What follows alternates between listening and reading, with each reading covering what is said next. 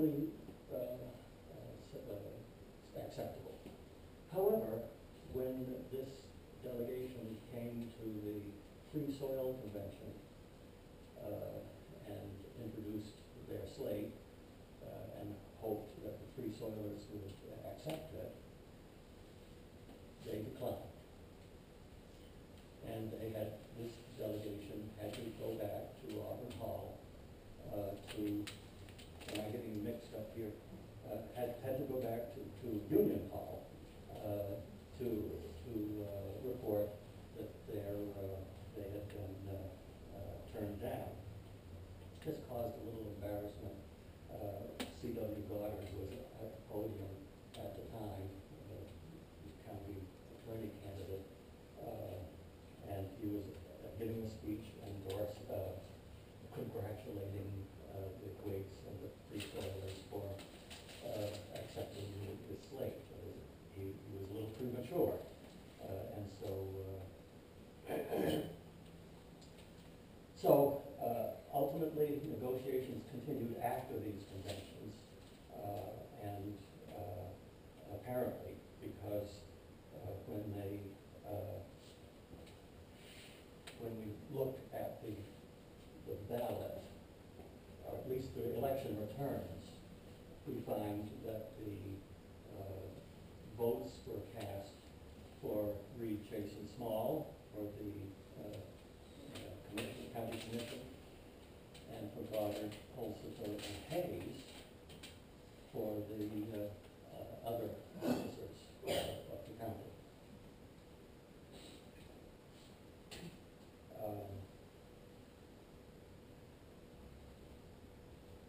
These are the election results.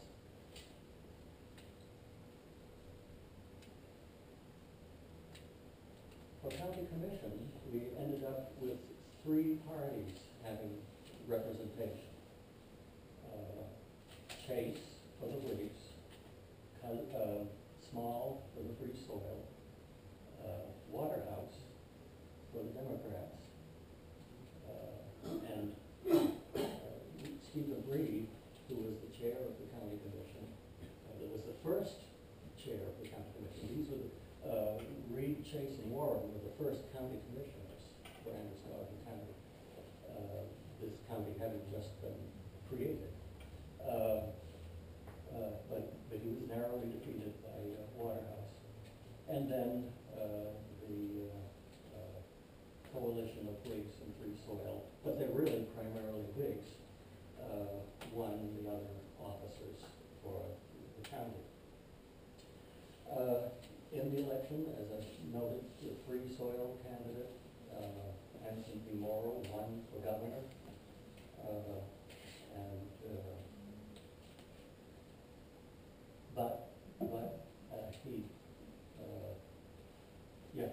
So he won for governor.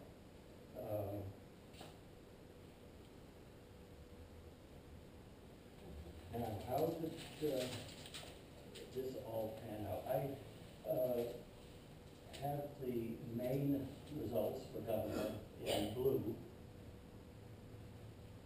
Lewiston results in red, Auburn results in green, we call that green.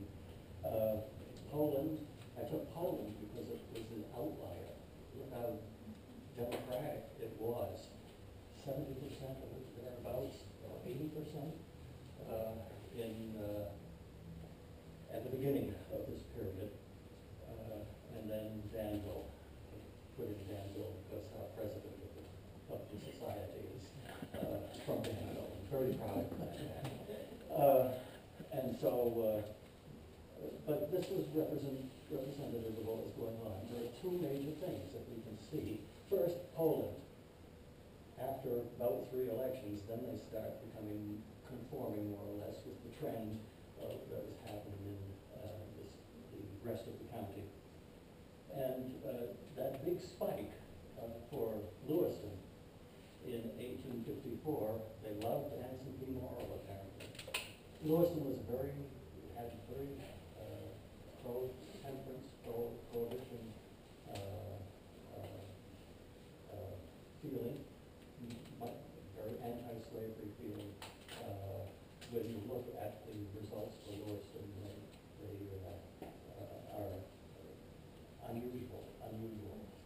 so that you note that the Whig Party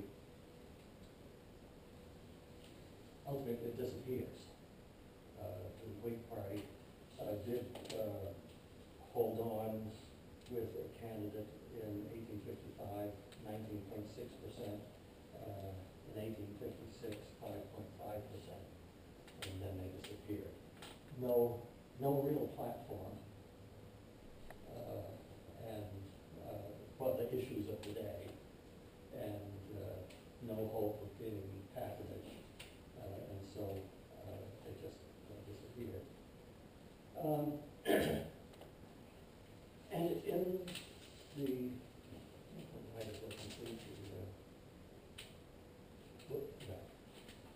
and then the Liberty, what was first the Liberty Party, 1847, 48, 49, and then Free Soil Party, 50, 52, 54, and then 54, and then the Republican Party,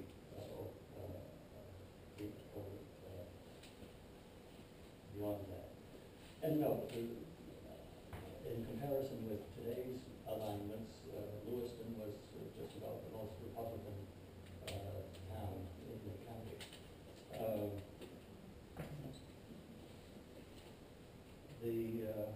But by 1855, there were really only two party tickets for the Androscoggin level offices.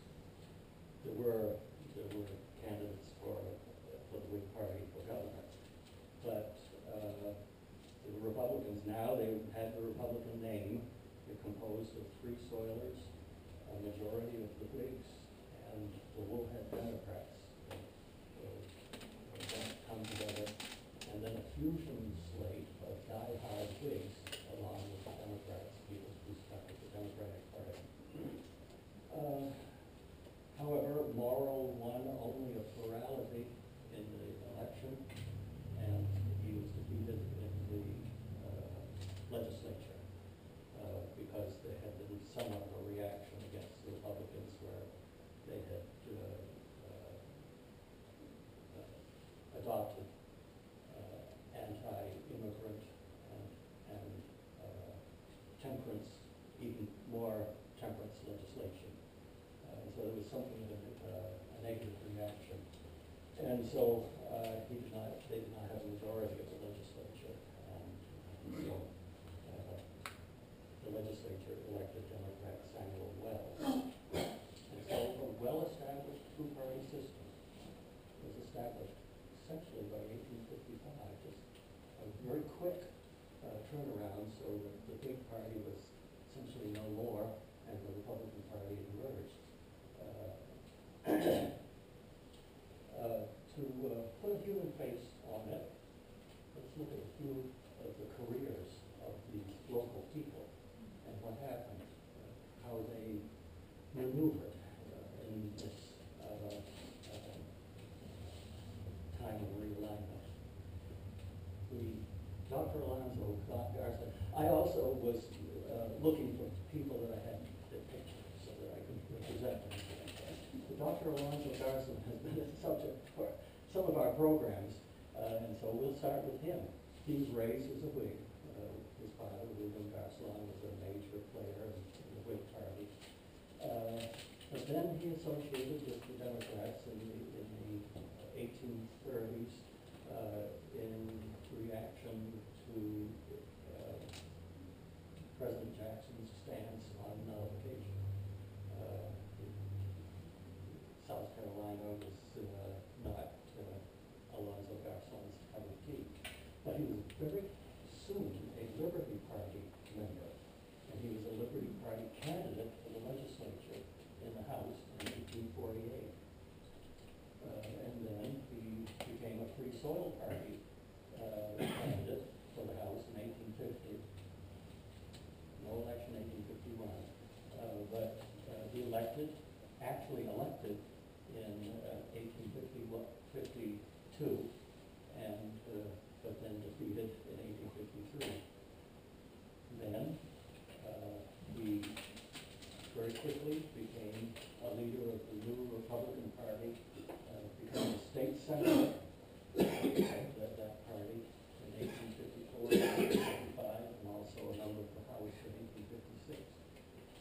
also a member of the Republican State Committee.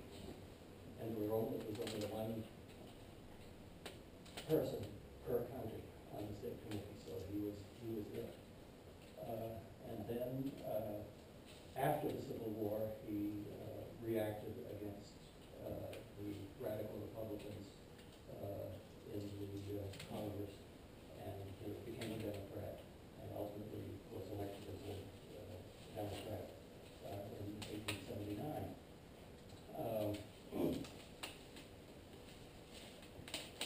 John M. Fry. He was a prominent Whig. He was state senator in the 1830s, member of the Free Soil Party in 1854. It was a kind of a very early. He wasn't in the Free Soil Party toward the beginning, as was Garceland, but once 1854 came, he switched and then became a Republican and was a leader in that party. Captain Daniel Holland, I couldn't always get the full history of each of these people. It depends on what I could find in the newspapers about them. But I did find that Holland was a little more resistant to the new state of things. He was a Whig in 1854. Maybe it was because he was so rich. He was the richest man in town. And so he was very cautious. But then he became a Republican. Maybe he got to the Free Soil Party earlier, but he became a Republican in 1855. By then it was well established. Stephen Reed, I mentioned him. Stephen Reed was appointed to the first county commission and ran on the Fusion ticket in 1854 as a Whig, but lost. And he was on the Whig county committee in 1855, so he still was not moving, but then was by the late 1850s he was becoming fairly elderly, and but he was a Democrat, but fairly inactive. Another kind of movement was Thomas Littlefield. He was on the Democratic. He was a county convention delegate in 1854. He was at least a Democrat in 1854, but by 1856, 1857, he was a Republican. So he made the switch in that direction. He was one of those. Does anyone know Thomas Littlefield? Does that name ring a bell for anyone? Anyone who knows Auburn history? He's the mayor of Auburn. Pardon? By the railroad, the bridge. Oh, could be. I'm not sure. Yep, there was Littlefield's Tavern. Tavern or not. There was a Littlefield's Tavern, and there was a bridge called Littlefield's Bridge, the Yeah, footbridge. Thomas? I don't know. Wasn't he the first mayor of Auburn? Yes, he was the first mayor of Auburn, so I added that to his career. But by that time, he was clearly a Republican, 1869 and so on. So he was the first mayor of Auburn, and then he served several terms afterwards. And then we have Major William R. Fry, who was the brother of the John Fry that I presented earlier. He stuck by the Democratic Party. He was a Democratic state senator in the 1840s, served on Democratic committees and at the conventions throughout the 1850s until his death. These are some of the individuals who made their way during these upheavals. So we had, very quickly, we had basically a two-party system, although the Liberty Party caused problems in the 1840s, as I said. Problems in the sense that it was hard to reach decisions. But then in that period, 1853 to 54, 55, just in a 3-year period at most, the two-party system was shuffled. And then it became a two-party system. You didn't have any Liberty Party and so forth. And this was occurring all over the North. And it was occurring pretty much with the grassroots. Most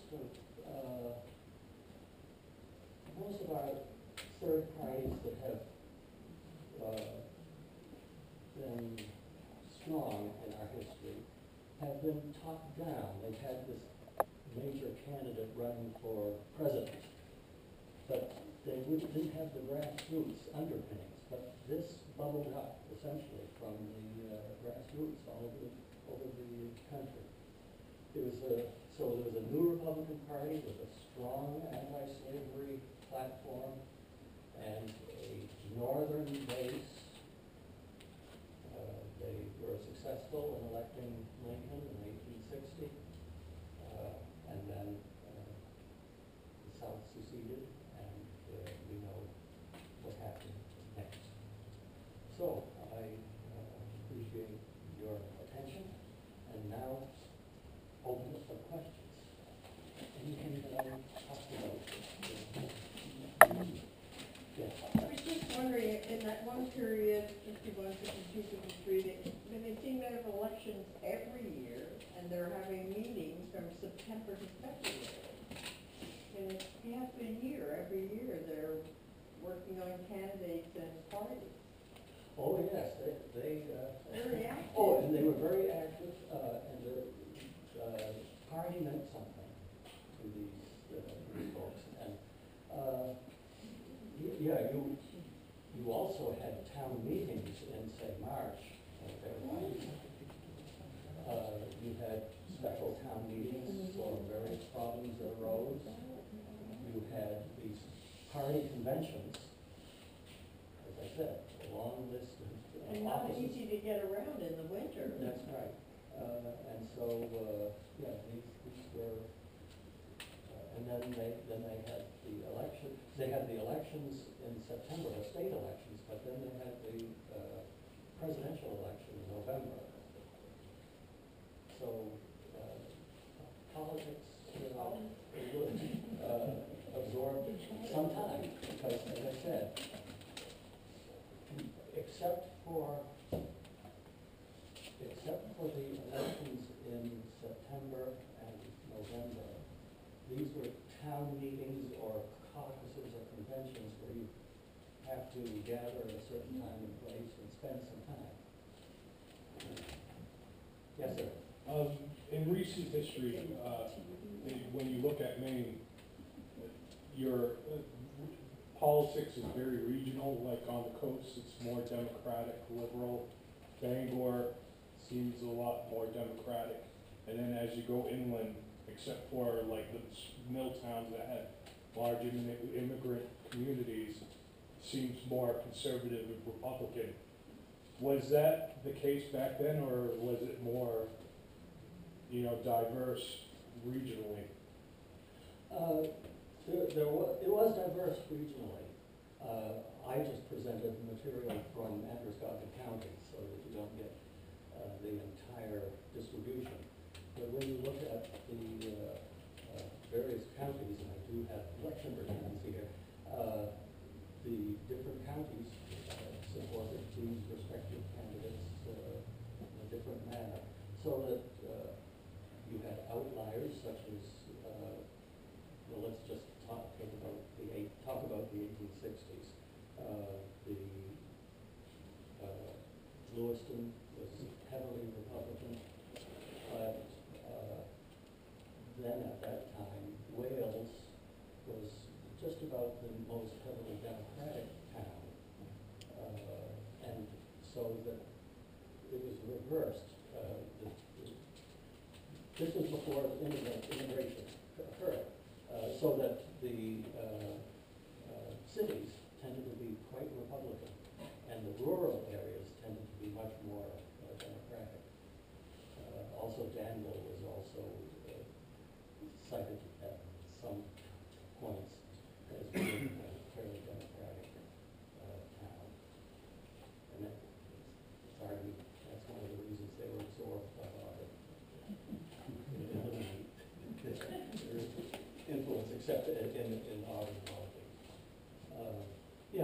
there were variations. In terms of, well, towns liberal and conservative.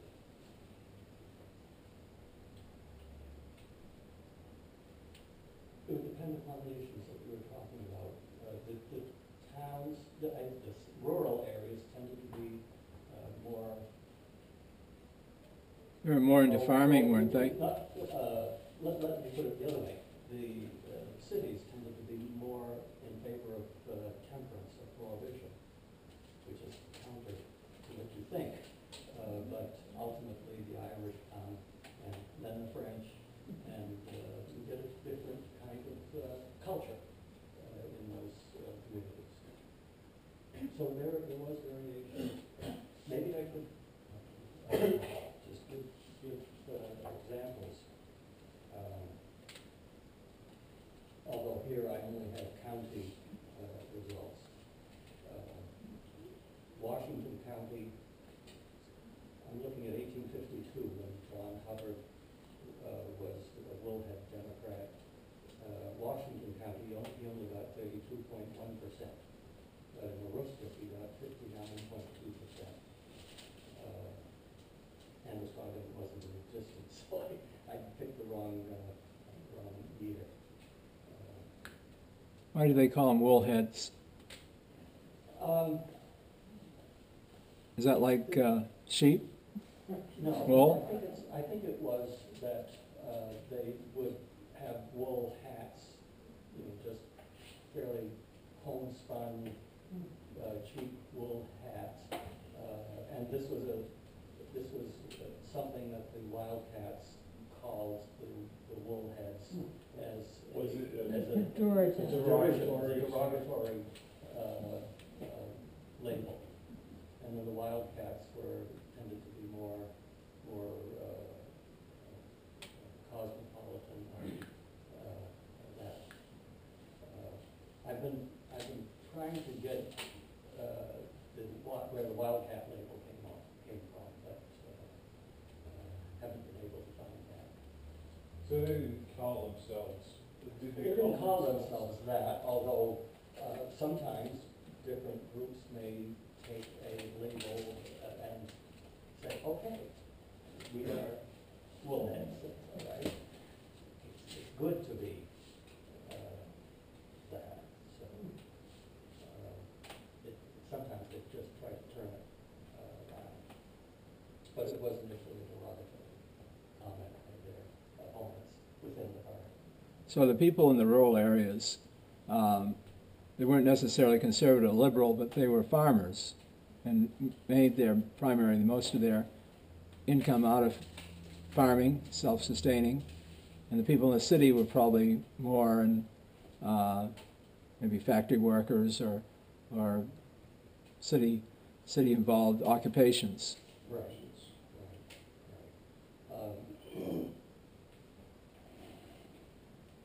So they'd have different points of view. And when you get into the greenback parties, They would have different interests. They were the rural folks tended to be low tax folks, whereas I saw this in particular as I was going through my history or doing my history of Lewiston. That it was the city folks, as Lewiston became more urban, it was the city folks who would have all of these projects that they wanted to take. And they would have, and it was partly because they had an urban milieu. They had new schools, sewers, waterworks, and so forth to be constructed, and so they taxed accordingly, and the rural folks were the ones who tended to oppose.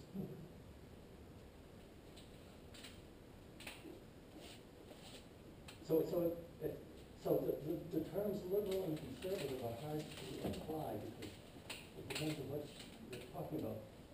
In the temperance, in the prohibition area, the the cities tended to be more for prohibition.